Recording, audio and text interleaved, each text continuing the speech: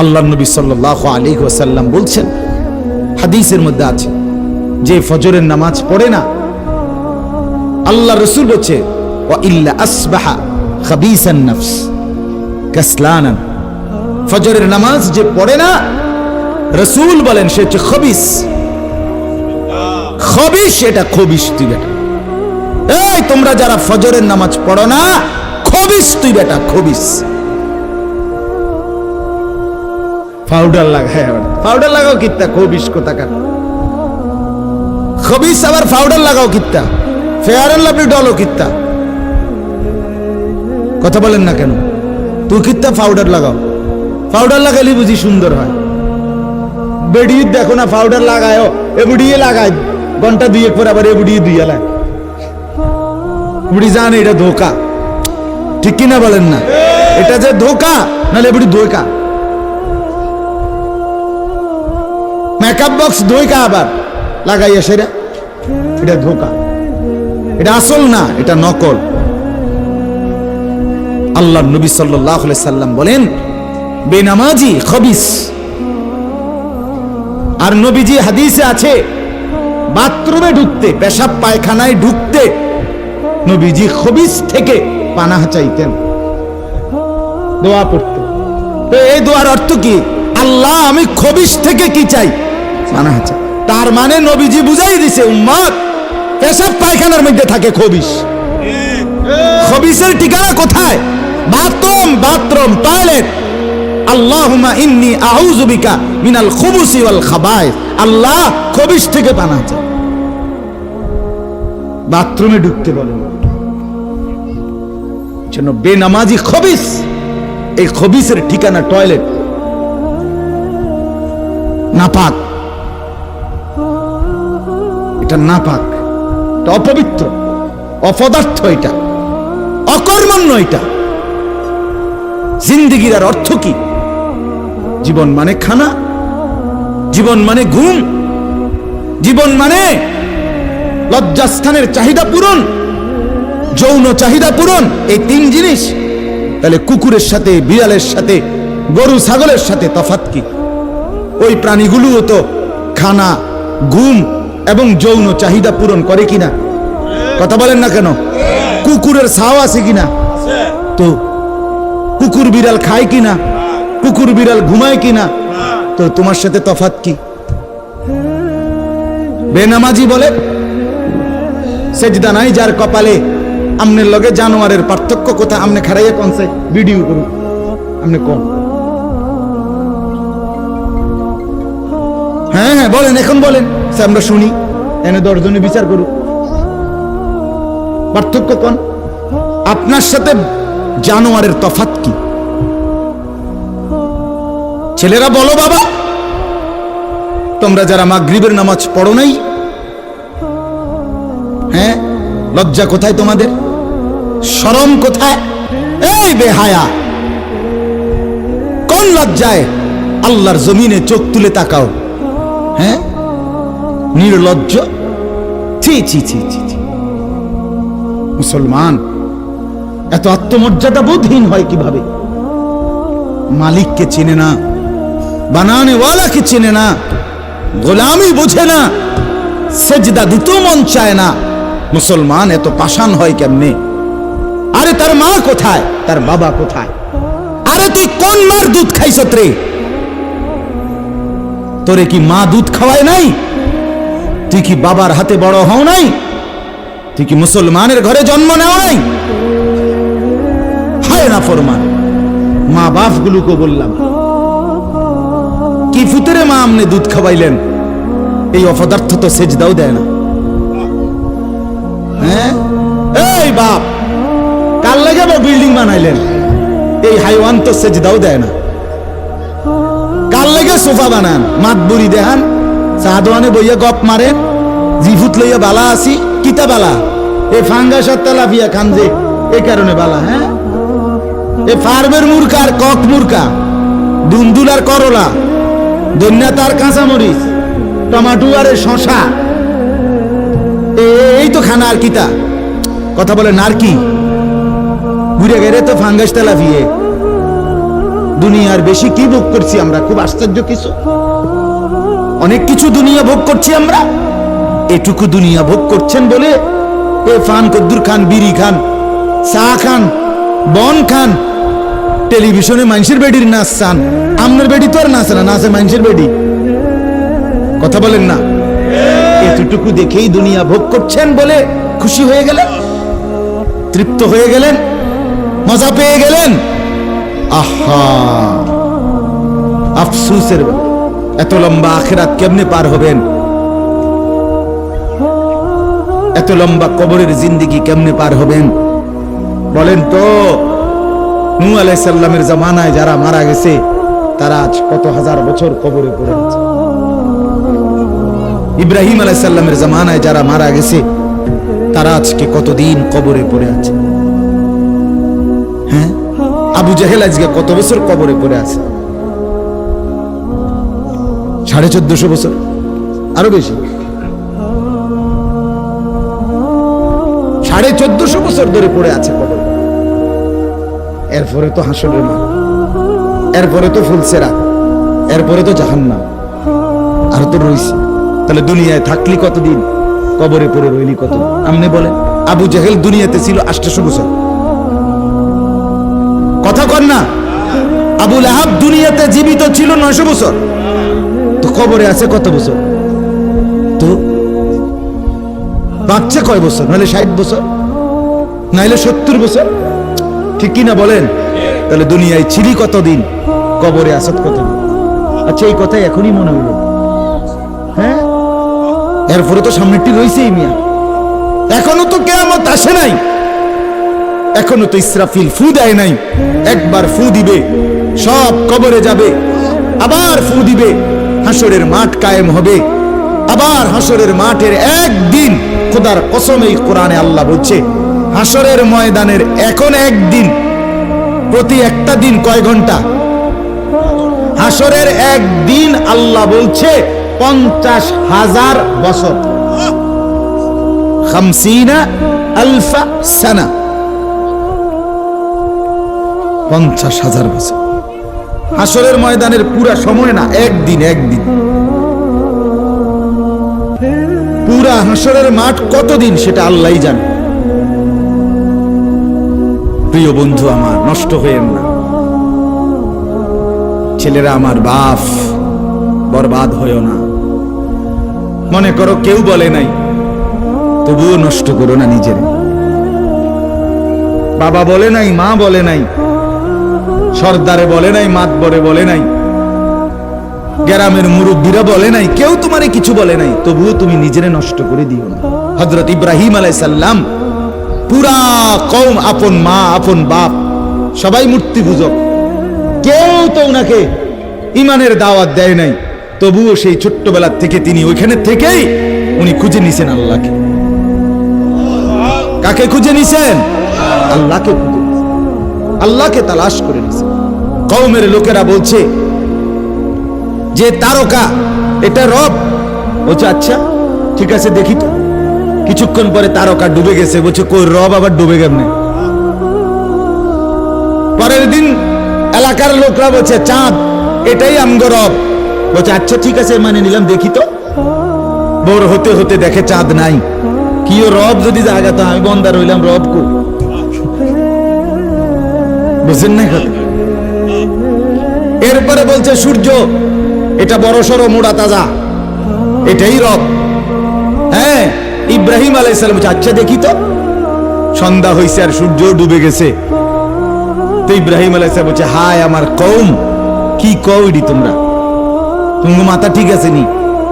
রব কেমনে এর মোড়ে নামে?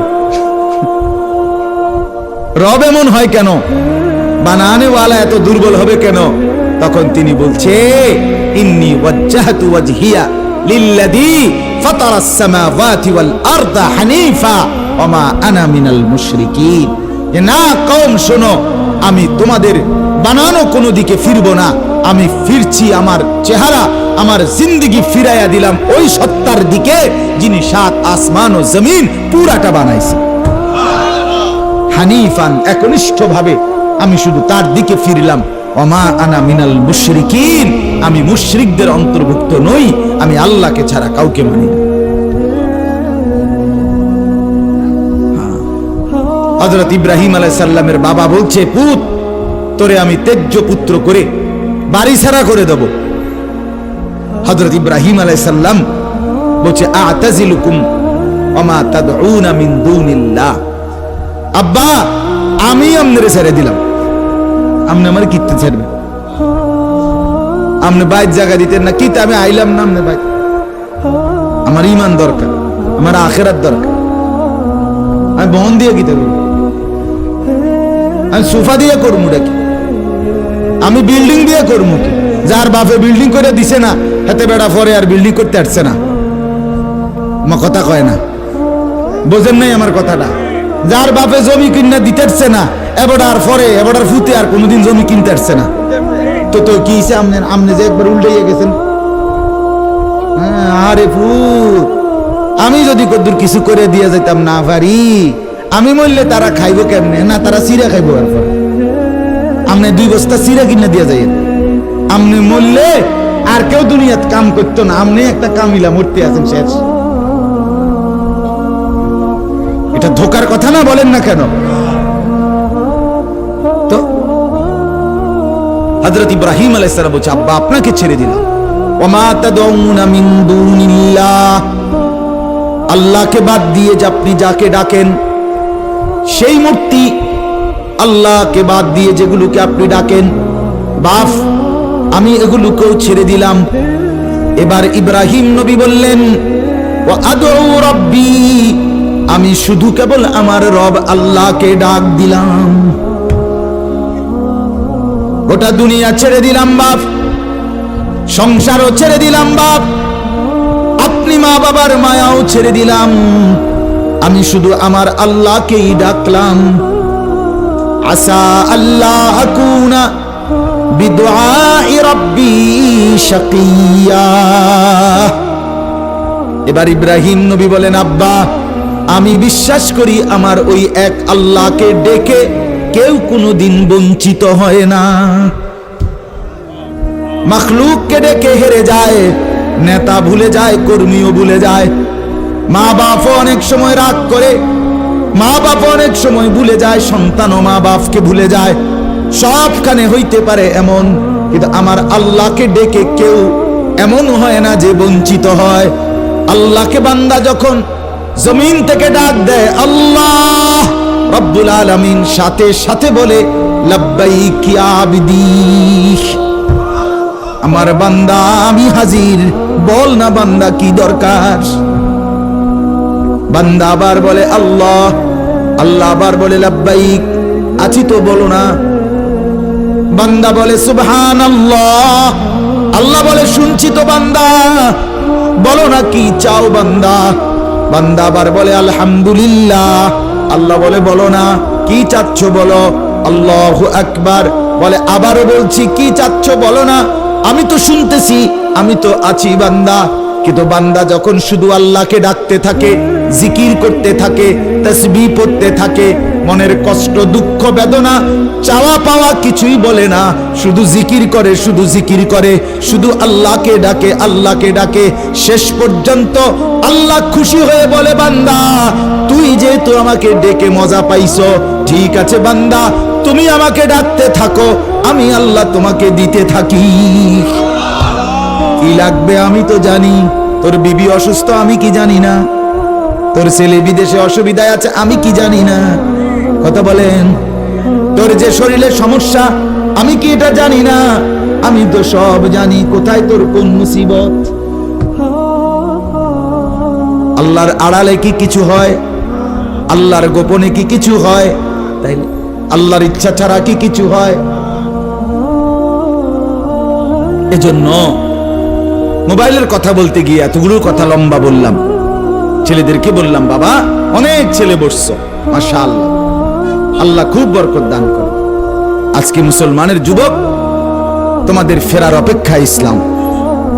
তোমরা যদি নামাজি না হও, চরিত্রবান না হও, জীবনটা যদি নারীর পিছনে আর ছবির পিছনে, নর্তকীর পিছনে আর উলঙ্গ ছবির পিছনে, মদ জুয়া জিনা ব্যভিচারের পিছনে শেষ করে ফেলো, এই চোখের দৃষ্টি, এই নজর, এই চোখের দৃষ্টি, এটা যদি নষ্ট করে ফেলো গুনাহ দেখতে দেখতে, নাপাক ছবি দেখতে দেখতে, তো তোমরা নিজের জীবনই ভালো বাঁচবা কেমনে, ইসলামের জন্যই লড়বা কেন? আর মুসলমানের যুবক যদি হেরে যায়, মুসলমানের যুবক যদি পড়ে যায়, তো দ্বীনের জন্য জানবাজি রাখবে কে? এই বুড়ারা, 60 বছর 70 বছরের বুড়া, এবার আর দৌড়তে পারবো? এবার দোয়া না করবো? কথা বলেন না কেন? মুরব্বীরা কি করবে? কলিজা ছিঁড়ে দোয়া করবে। অতএব আমি আপনাদের কাছে এতক্ষণের কথার মূল একটা উদ্দেশ্য, আমি দুইটা আয়াত পড়ছি, এই আয়াতের আঙ্গিকে কথাটা বলার জন্য বলছি। আজকে আমরা গুনার মধ্যে সবচেয়ে বেশি, বহুভাবেই আমাদের মধ্যে গুনাহ আছে, বাকি এই নজরের গুনাহ আমাদের সবচেয়ে বেশি। কিসের গুনাহ বলেন না? নজরের। আমাদের চোখ নিয়ন্ত্রণ হারা, বাঁধন হারা। আমাদের যুব সমাজ, ছেলে মেয়ে, তাদের পুরাটা চোখ তারা মোবাইলকে দিয়ে দিছে। ওই যে আগে যে শুনছি যে স্বেচ্ছায় চক্ষুদান করত, কথা বুঝছেন না কথা? হ্যাঁ, মরণোত্তর চক্ষুদান। এই মরণোত্তর চক্ষুদান না, জীবিত চক্ষুদান। ওই দেখেন, ওই দেখেন, ইয়া দেখো, ওই মোবাইল কার হাত? এতে সাইজ হলো ট্যাবলেট সাইজ, তার থেকে তার মোবাইল বড়। যেই অপদার্থ তার হাতেই মোবাইল দিছে, ওই সবচেয়ে বড় অপদার্থ।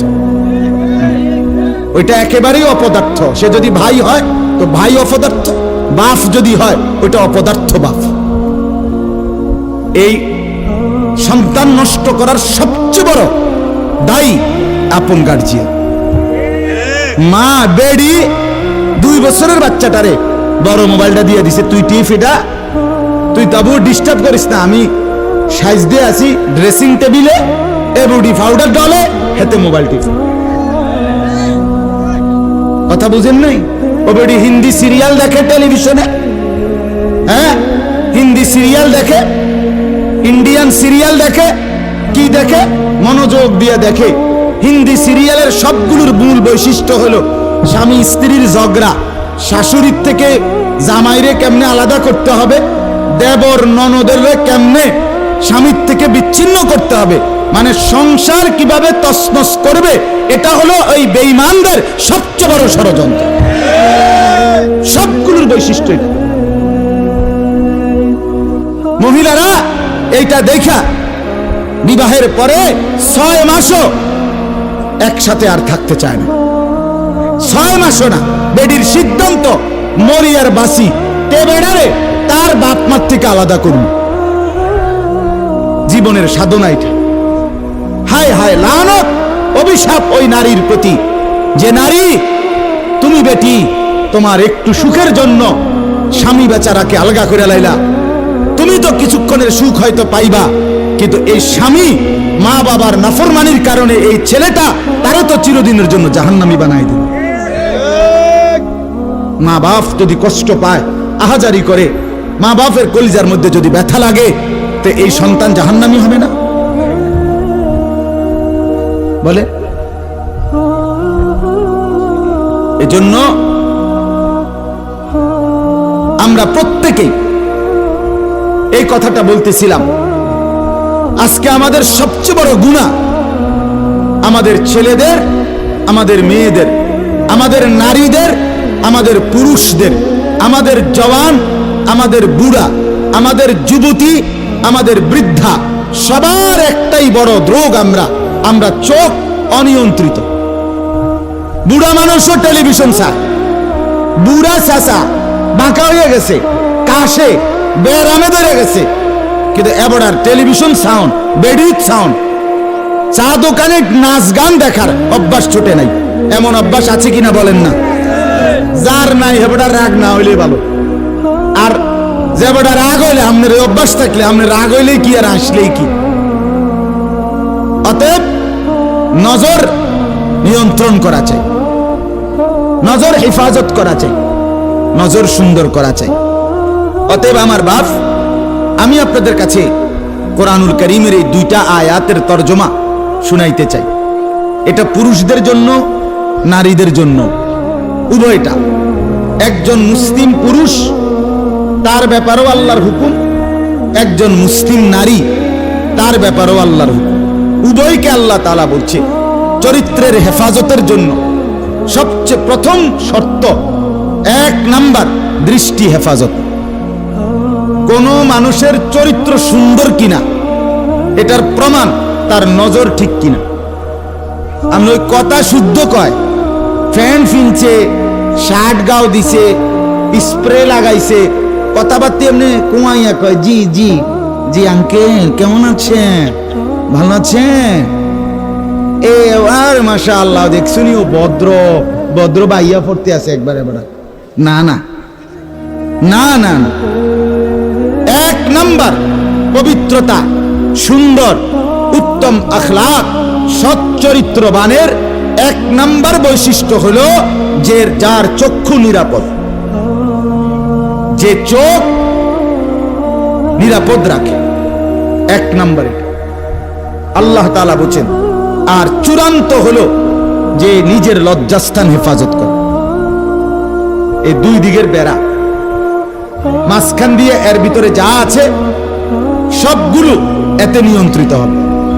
যে নিজের চোখকে হেফাজত করে, নামায়া রাখে, ভিন নারী, হ্যাঁ, যেই দৃশ্য দেখা, যেই ছবি, যেই নাচ গান, অশ্লীল দৃশ্য, হ্যাঁ, উলঙ্গ ছবি, বেপর্দা নারী, ভিন নারী, যাকে দেখার আমার কাছে অনুমতি নাই, আল্লাহ অনুমতি দেন নাই, তার থেকে নজর যে নামিয়ে রাখে এবং নিজের লজ্জাস্থান যে হেফাজত করে, আল্লাহ কোরআনে বলছে যালিকা আজকা লাহুম, এটাই হচ্ছে সর্বশ্রেষ্ঠ পবিত্রতা।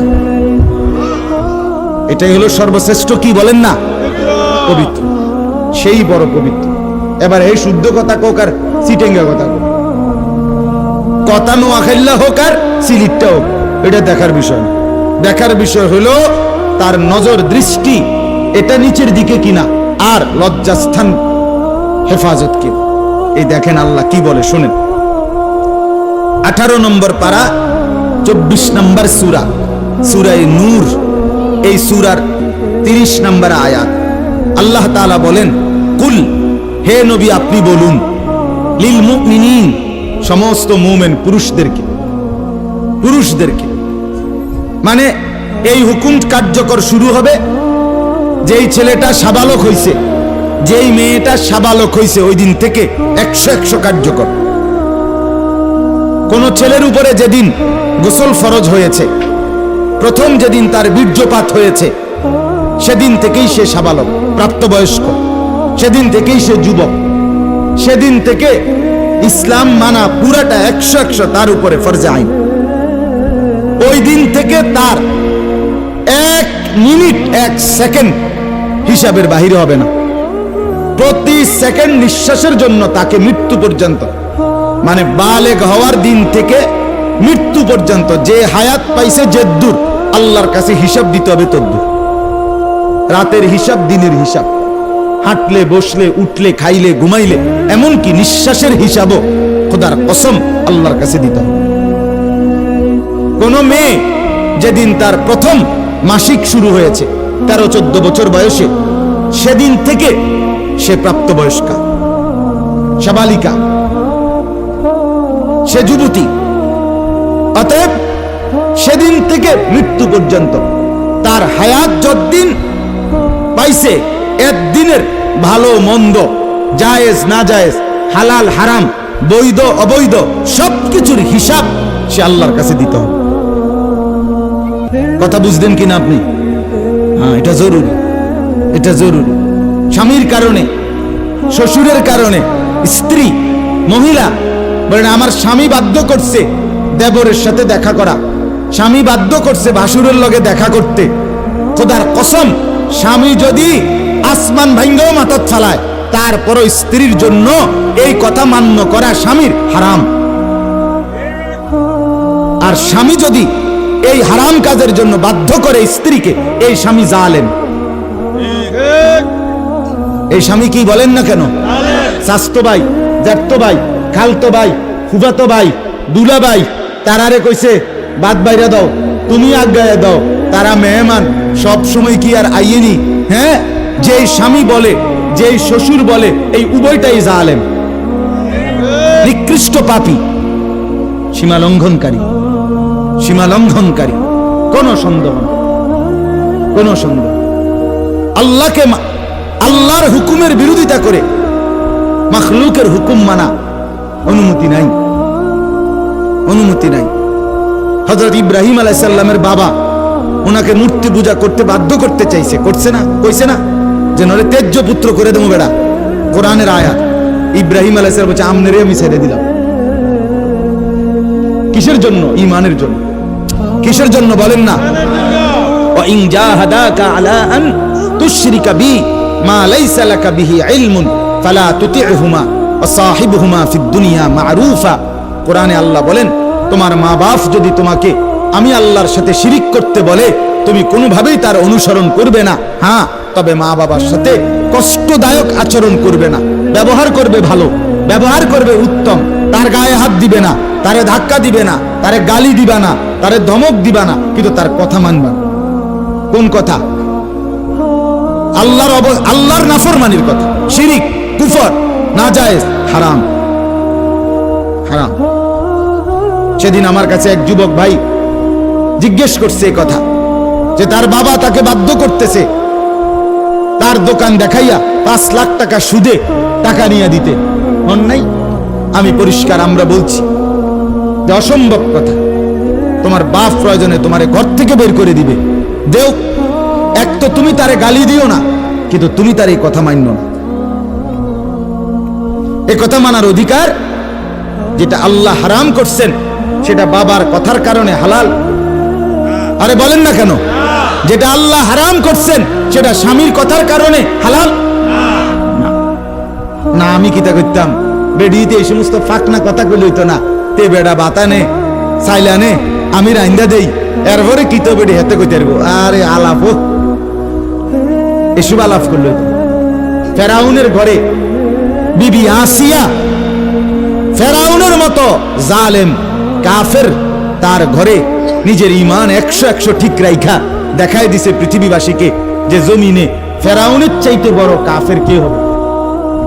আমি তার ঘরে থাইকে ঈমানদার থাকছি, আমি স্ত্রী আসিয়া, আমি জান্নাতি। অতএব পৃথিবীর সবচেয়ে বড় জালেমের ঘরে থাকলেও, পাপীর ঘরে থাকলেও তোমাকে আখিরাত বরবাদ করতে পারবে না। আল্লাহ আমাদের মা বোনদেরকে বুঝার তৌফিক দান, আপনাদেরকেও বুঝার তৌফিক দান। নিজের স্ত্রী, নিজের কন্যাকে বাজারের পণ্য বানাবেন না। আত্মমর্যাদা বহুত বড় সম্পদ, গায়রত। আপনার স্ত্রী বেপর্দা বাজারে বাজারে ঘুরে, রাস্তার পুরুষ রাক্ষসের মতো তাকাইয়া দেখে, আপনার আত্মসম্মানে লাগে না। আপনি বেগায়রত, আপনি পুরুষ নামের কলঙ্ক। আপনার মেয়ে বেপর্দা হাঁটে, 8-7 কাপড় পরে, টাইট কাপড় পরে, জামা পরে, রঙ্গিলা পাউডার সিয়া সাজ্জা রাস্তার বখাটে দুই পাশে কুত্তার মতো দুই পাশে গুরগুর গুরগুর কইরা পিছনে পিছনে ঘোরে।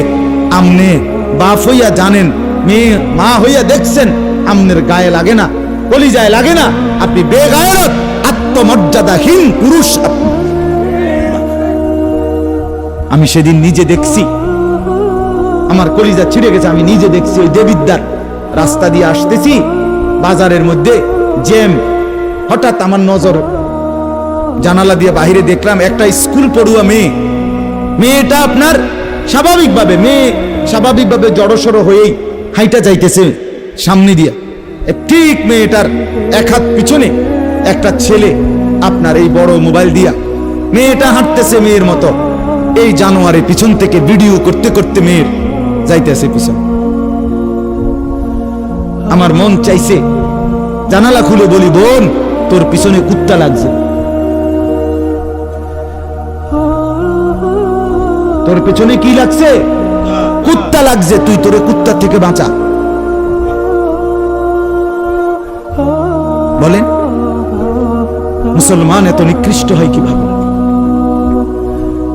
আমরা নিজে কিতাবে পড়ছি, এই আজকেও পড়ছি ইয়াহিয়া, এই বইটা ফিলিস্তিনি বই। এটাতে লেখা আছে পৃথিবীর পশ্চিম প্রান্তে, মনে করেন পৃথিবীর এদিকে শেষ প্রান্তে যদি কোনো মুসলমান বোন নির্যাতিত হয়, খোদার কসম পৃথিবীর পূর্ব প্রান্তের শেষ মুসলমানের উপরও ফরজ ওই বোনের ইজ্জতের বদলা নেওয়া। এটা মাসাল। হ্যাঁ, কথা ছিল এই, মুসলমানের যুবক হবে মা বোনের ইজ্জতের পাহারাদার। কোথায় সেই মোহাম্মদ বিন কাসেম, 17 বৎসরের যুবক, আরব থেকে, আরব জাহান থেকে আসছে ভারতে, সিন্ধু প্রদেশে দেবল রাজার এলাকায় একজন বোনকে একজন ডাকাত, জলদস্যু, একজন পানির ডাকাত জলদস্যু তৎকালীন জামানায় একজন মুসলিম বোনের গায়ের ওড়না ধরে টান দিছিল। তখন ওই বোন চিঠি পাঠাইছিল হাজ্জাজ ইবনে ইউসুফের কাছে আরব দেশে, হাজ্জাজ, তুমি বেঁচে থাকতে তোমার মুসলিম বোনের গায়ের ওড়না ধরে টান দিছে বেঈমান কাফের, তুমি এর বদলা নিবা কিনা আমি শুনতে চাই। হাজ্জাজ ইবনে ইউসুফ, আমরা কিতাবে পড়ছি, এরকম চেয়ার ছেড়ে লাফ দিয়া দাঁড়াইয়া চিৎকার দিয়ে বলছে, বোন আমার, গোটা আরবের সমস্ত মুসলমান যুবক প্রয়োজনে জান দিবে, আরবের সমস্ত যুবকের কলিজা যাবে, জান দেবে, শাহাদাত বরণ করবে প্রয়োজনে, তবু আমি তোমার এই বেইজ্জতির বদলা নেব। 3 বার সেনাবাহিনী পাঠাইছে সে, 3 বার। প্রথম 2 বার পরাজিত হয়েছে মুসলিম বাহিনী, তৃতীয়বারে নিজের একমাত্র মেয়ের জামাই মোহাম্মদ ইবনে কাসেম রাহমাতুল্লাহ আলাইহি, এই উনি ওনারে দিয়া এরপরে এই সিন্ধু দেবল রাজাকে পরাজিত করে ওই বোনকে জেলখানা থেকে উদ্ধার করছে এবং এই হিন্দু রাজার এলাকায় কালেমার পতাকা উড়াইয়া দিছে। হ্যাঁ, সেখান থেকেই এই ভারতীয় উপমহাদেশে মুসলমানদের যাত্রা, ইসলামের সূচনা। এক বোনের ইজ্জতের জন্য ধর্ষিতা হয় নাই, কাপড় টান দিছে কেন? খলিফা মুতাসিম বিল্লাহ, এক ইহুদি, খলিফা মুতাসিম বিল্লাহ, মুসলমানদের একজন খলিফার নাম উমাইয়া খলিফা। ওনার আমলে একজন মহিলা ইহুদিদের এলাকায় গেছিল, বাজারে, পর্দানসীন বোরখাওয়ালা নারী। ওই ইহুদি, দুষ্ট এক ইহুদি, ওই মহিলার পিছন দিক দিয়া, বোরকার পিছনে কৌশলে পিছন দিক দিয়া গোপনে এমন এক রশি টান দিস বাঁধছে। রশি বাঁধ দেওয়ার কারণে মহিলা যখন সামনের দিকে আগাইছে, তখন এই রশির টান লাগাতে মহিলার বোরকা উঠে গেছে উপরের দিকে সামান্য, উনি পড়ে গেছে। এই মহিলা ওই বাজারে চিৎকার দিয়া বলছে, ওয়া মুতাসিমা, হায় মুতাসিম, তুমি কই? তোমার মুসলিম বোনকে বেইজ্জতি করছে। সাথে সাথে খলিফা মুতাসিম বিল্লাহ পুরা বাহিনী নিয়ে আইসা ওই ইহুদি অঞ্চল পুরা জ্বালায় ফেলছে। কথা ছিল এই, বা কথা ছিল এই, রক্ত আর আমাদের গায়রত আর আমাদের হারিয়ে ফেলেছি। পরের মেয়ে দেখতে দেখতে, পরের নারী দেখতে দেখতে, টেলিভিশন দেখতে দেখতে, নিজের বিবি বাচ্চারও লাগাই দিছেন, নিজের ঘরে টেলিভিশন চাইতো, নিজেও বইয়া বইয়া সাদো আনে বেড়ি চান, টেলিভিশন চান, ফুতেও সারা রাত সারা দিন সমবয়সী ফুলানের লগে হাইটটা মোবাইলে ছবি চায়। তো সমাজ গড়বে কে? পরিবার নিরাপদ থাকবে কেমনে? কথা বলেন না কেন? বুড়ারাও সাদো আনে, বেড়ি তো ঘরের টেলিভিশনে, ফুলা ফাইনে মোবাইলের আড্ডায়, তো মানুষ চরিত্রবান হবে কিভাবে? কমপক্ষে মুরব্বিগত লজ্জাবোধ থাকা। আমার মাথাতে ধরে না, মানে দাড়িওয়ালা 60 বছরের বুড়া বেড়া কেমনে বেড়ি চায় সাদো আনে বই? আমার একারে বহুদিন ভাই, আমি এটা অনেকদিন চিন্তা করে চাইছি, এটার কারণটা কি? আরে এর বুড়া বেড়া কি লেগে বেড়ি চাই? আমনের কি জীবনটা আজ এতটা বছর পরেও এখনো আমনের আখেরাতের কথা মনে পড়ে নাই? আরে কি ডাকাইতো আমনে? আমনে মরতেন না?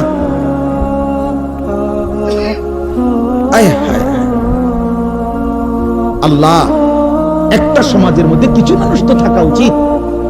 আরে বলেন না, 2, 4, 10, 50 জন মানুষ তো একটা সমাজে থাকা উচিত, যারা সবাইকে চরিত্রের কথা, আখলাকের কথা, নামাজের কথা, আল্লাহর কথা, পরকালের কথা বলবে। এটা কি উচিত না? কথা বলেন, উচিত না? কিছু মানুষ উচিত না। ওই মানুষগুলো বলেন না চাচা, ওই মানুষগুলো চেয়ারম্যান ভাই বলেন কই মানুষগুলো? আচ্ছা চেয়ারম্যান আপনি কোন ভাই, আমি তো এখন এতক্ষণ খেয়াল করি নাই। আরিফ ভাই আমাদেরও খুব কলিজার টুকরা, মহব্বতের আমার। তো আপনি বলেন, একজন চেয়ারম্যানকে বলতে বলেন মাইক দিয়ে, এখন এক সপ্তাহ এক মাসে এই নারী গঠিত কেলেঙ্কারির কি পরিমাণ বিচার তারা করতে হবে? আমি অসংখ্য চেয়ারম্যানের সাথে কথা বলছি, প্রায় বলে হুজুর সমাজটা খাইয়া লাইছেন। এই যে বলতেছে এটাই বেশি চরিত্রহীনতার সয়লাভ। আহারে নারী, বেচারা স্বামী 16 বছর বিদেশ করছে, হায় রে কলজা ফাটা তার কষ্ট। কি পরিমাণ রোদ্রে টাকা রোজগার করছে, কয়টা টাকা। আমি তো সৌদি আরবে যে কয়বার আল্লাহ নেওয়ার তৌফিক দিছে, হজ উমরায় গেছি অন্য কোনো কারণে না, প্রতিবারই দেখছি বাপ আহারে প্রবাসীদের কষ্ট কাকে বলে। প্রখর রোদ। এই শুধু তর্জমাটা শুনেন, 5 মিনিটে শেষ হয়ে যাবে তর্জমা। আল্লাহ তাআলা বলেন কুল্লিল মুমিনিনা, হে নবী আপনি মুমিন পুরুষদেরকে বলেন। তাহলে পুরুষ বলতে কি বুঝাইছে বুঝছেন তো এটা নাকি? যেদিন থেকে সাবালক, আর মহিলা যেদিন থেকে তার মাসিক শুরু হয় প্রথম, সেদিন থেকে নারী। আল্লাহ বলেন হে নবী প্রত্যেক পুরুষকে বলেন ইয়াগুদ্দু মিন আবসারিহিম ওয়া ইয়াহফাজু ফুরুজাহুম, তারা যেন বাধ্যতামূলক দুইটা কাজ করে। এক, ইয়াগুদ্দু মিন আবসারিহিম, তারা যেন তাদের চোখ নিচের দিকে নামায়, ভিন নারী থেকে, নাজায়েজ দৃশ্য থেকে, যে জিনিস দেখার অনুমতি নাই, যেই ছবি দেখার অনুমতি নাই, যেই নারীকে দেখার অনুমতি নাই, তার থেকে যেন তারা চোখ নামায়।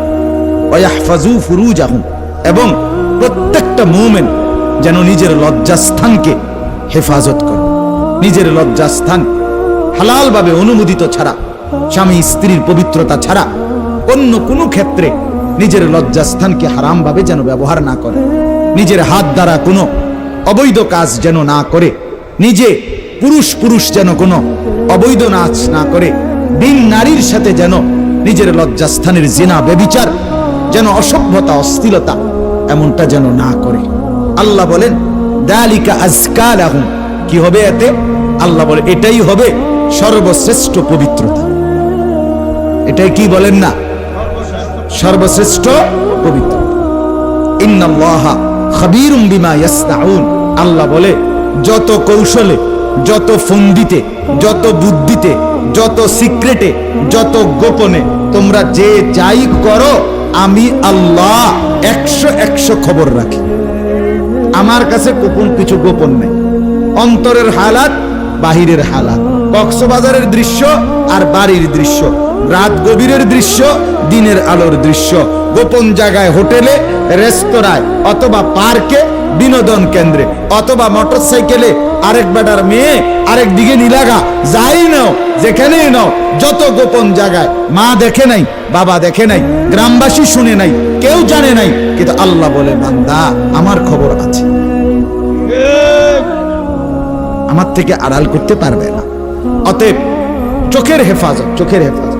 বুড়া মানুষ আপনাদের মৃত্যু পর্যন্ত, 90 বছরের বুড়া, আমার বুড়ো হয়ে গেছি, বয়স হয়ে গেছে না, মানুষের শরীর আড্ডি মাড্ডি বয়স হয়। শাহওয়াত, শাহওয়াত যেটাকে বলে, কামনা বাসনা, এটা কখনোই বুড়ো হয় না, বুড়ো হয় না। হ্যাঁ সোজা কথা, আমি খোলামেলা বললাম, শাহওয়াত কি হয় না? বুড়ো হয় না। এই জন্য বালেগ থেকে বৃদ্ধ পর্যন্ত সবাই এই হুকুম। 2 নাম্বার আল্লাহ বলেন 31 নম্বর আয়াত, অকুল্লিল মুমিনাতি ইয়াগদুদনা মিন আবসারিহিন্না ওয়া ইয়াহফাজনা ফুরুজাহুন্না, হে নবী আলাদা ভাবে আপনি মুমিন মহিলাদেরকেও বলেন, নারীদেরকেও বলেন, তারাও যেন এই 2টা কাজ করে। কি? চোখ নামিয়ে রাখে, চোখ নামিয়ে রাখে।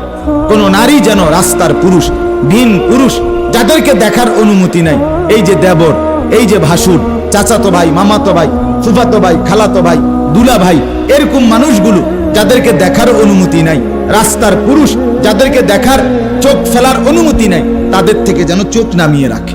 ওয়া ইয়াহফাজনা ফুরুজাহুন্না, আল্লাহ বলে প্রত্যেক নারীকে বলেন হে নবী, তারাও যেন তাদের লজ্জাস্থানের হেফাজত করে। এক নারীর সতীত্ব, তার ইজ্জত, তার সম্ভ্রম, এটাই তার জীবনের সবচেয়ে বড় সম্পদ। যে নারী সতীত্ব হারা, যে মেয়ে ইজ্জত হারা, তার জীবনে আর 2 পয়সার কোনো মূল্য নাই। জন্তু জানোয়ারের কোনো মূল্য থাকতে পারে, কিন্তু এই বেহায়া, বেশরম, লজ্জা হারা, ইজ্জত হারা, যেটা যদি কেউ ধর্ষিতা হয় নাই কিন্তু পর পুরুষের সাথে অবৈধ সম্পর্ক করে, হারাম প্রেম করে, ভিন পুরুষের সাথে নিজের ইজ্জত নষ্ট করেছে, নিজের চরিত্র নষ্ট করেছে, খোদার কসম তার 2 পয়সার কোনো মূল্য এই সমাজে, দুনিয়াতে, আখেরাতে কোথাও না। সে ঘৃণিত, সে লাঞ্ছিতা নারী, এটার আর কোনো মূল্য নাই। এই জন্য বিবাহ বহির্ভূত প্রেম করার পরে, বিবাহ করার পর এই বিবাহ আর টেকে না।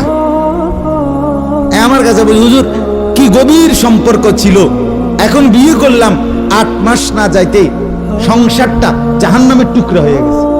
আমি বললাম মূল কারণ হলো বিয়ার আগে আমনো হেবুডির কোনো দোষ ধরেন নাই, হেবুডিও আমনের কোনো দোষ ধরেন নাই, শুধুই কেবল ভালোই বাসছেন, কিচ্ছু আর কোনো ত্রুটি দেখেন নাই। তুমি না খুব ভালো, ও না এত ভালো, এডি তো ছিল আগে, যে সময় আমনে বালা বালা খাওয়াইছেন, চটপুটি, নুডলস, তারপরে বিভিন্ন বার্গার, এই সময় তো আরামে কথা কইছে।